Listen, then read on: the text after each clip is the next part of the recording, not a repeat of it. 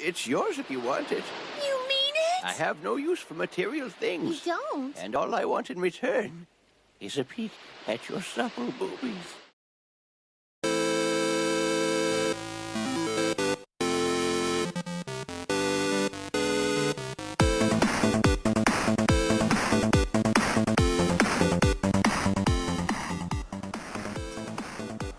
Oh, didn't see you there.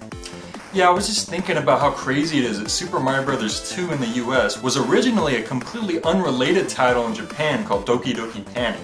Now I know most of you probably know that already, but it just got me thinking, what other NES games got drastically changed when they were re-released here in North America? Rhetorical question, I actually have one right here called Dragon Power. While the cover may not ring any bells immediately, there's a good chance we'll recognize the source material. Let's get into it. Dragon Power. This story begins ages ago, deep inside the mountains, far, far away from the city. Okay, so far, it's a pretty generic setup. Let's continue. Goku and Nora. Alright, hold up. Goku and Nora? Not sure who Nora is, but I don't suppose the Goku they're talking about looks anything like this? So yeah, enough beating around the bush. The Japanese version of Dragon Power was actually one of the very first video game adaptations of the Dragon Ball series. I'm sure most of you watching this right now already know what that is, but just in case, I'm gonna have a quick run through. So Dragon Ball starts off with this teen girl named Bulma driving around in the middle of the mountains in search of the 7 Dragon Balls, mystical items that when joined together are supposed to grant the owner of them any wish they desire.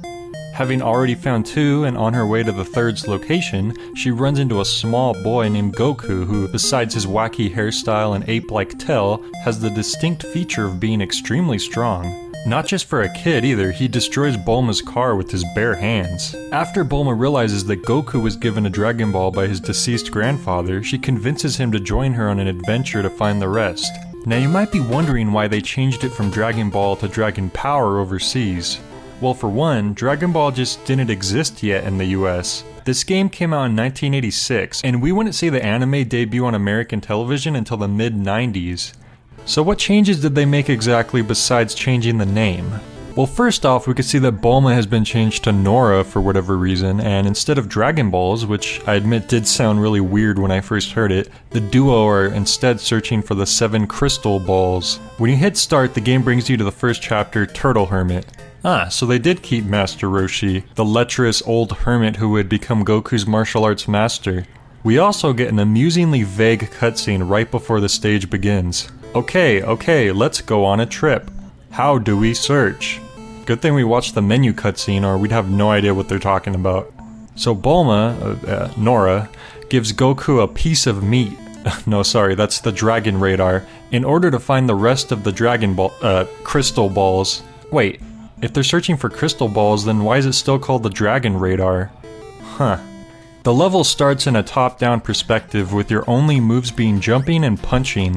You have some basic enemies which go down with a punch or two and drop random items. I have to say that the controls feel quite stiff here, and so far I see no reason for there to be a jump button. But it is playable for now. At first I thought that the enemies were dropping bombs after dying since they explode with a puff, but after items started appearing then I realized that they were actually capsules, another reference to Dragon Ball that would probably be lost on the game's American players of the time.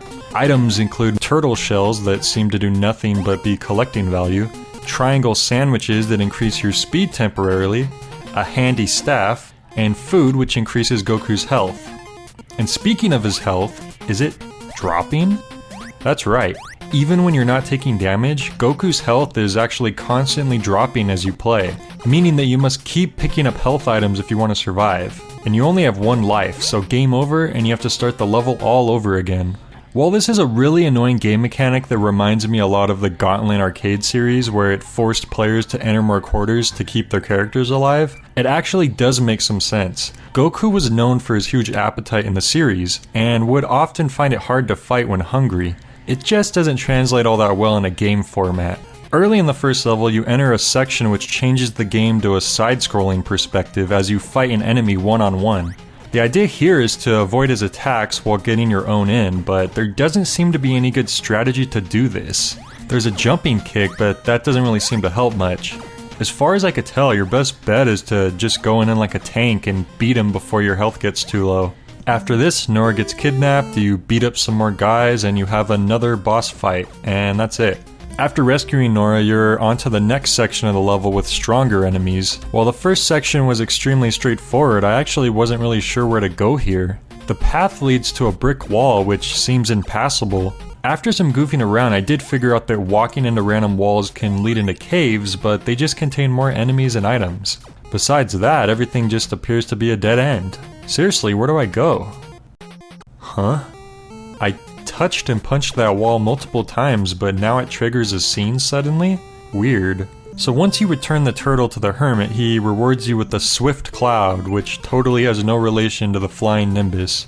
Nora says she wants it too, which I don't see how that's an issue since he just gave it to Goku and they're traveling together anyway. But the hermit demands that she give him her sandwich in return. The turtle then asks, why do you and hermit want it? Norma obliges, sandwiches fly around the hermit, and everything turns red. Yeah, I'd be confused too if I were you. Referring back to the Japanese version again, this scene goes a little bit differently. Master Roshi doesn't ask Bulma for her sandwich, he asks her for... yeah, I can see why they censored this. After this is Chapter 2, Pudgy. The whole level here is basically you trying to find this shapeshifter named Pudgy, yeah that's Oolong by the way, who has been terrorizing a small village. There isn't really any strategy to this, you just go in all of these huts and hit these things until you find him, and dealing with enemies along the way.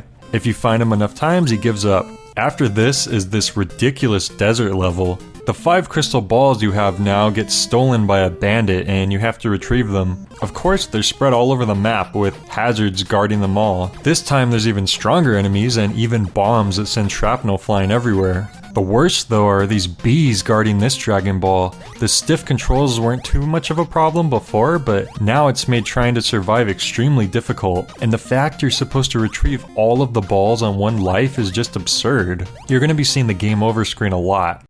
Even if you manage to avoid damage, you still lose health over time, and since item drops are completely random, with sometimes enemies dropping nothing at all, you're often too low on health to even make a good attempt. To make things worse, you have to battle Lancer for one of the balls. Yeah, Yamcha. And he's just annoying to fight. He jumps all over the place and just one hit deals 30 damage.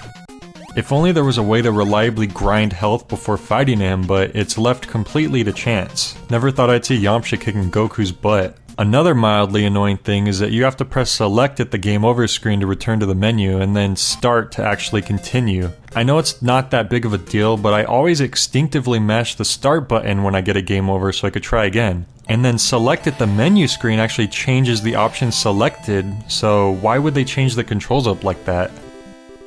Oh great, look, lost again. Oh hey, I actually picked up a lot of health items this time. Now I just got... oh, come on. Oh, I picked up a staff this time. Maybe this'll help. Nope. Come on, come on, come on.